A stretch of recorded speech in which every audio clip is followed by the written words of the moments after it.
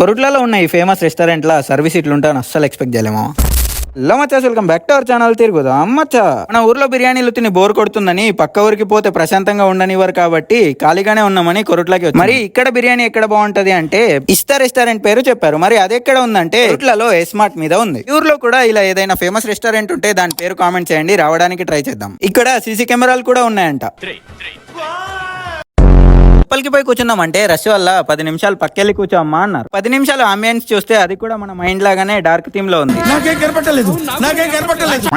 ఈ food blog start చేసినప్పటి నుంచి చదివినాన్ని బుక్కులు ముందే చదువుంటే ఐఏఎస్ ఐపీఎస్ లాంటివి కాకుండా ఏదో ఒక జాబ్ వస్తుండేనో లేదో కామెంట్ చేయండి మచ్చా. కానీ ఇంత చదివినా ఫెయిల్ అయినట్టు ఇక్కడ కూడా ఎంత చదివినా బిర్యానీయే చెప్తాం. అదే మ్యాజిక్.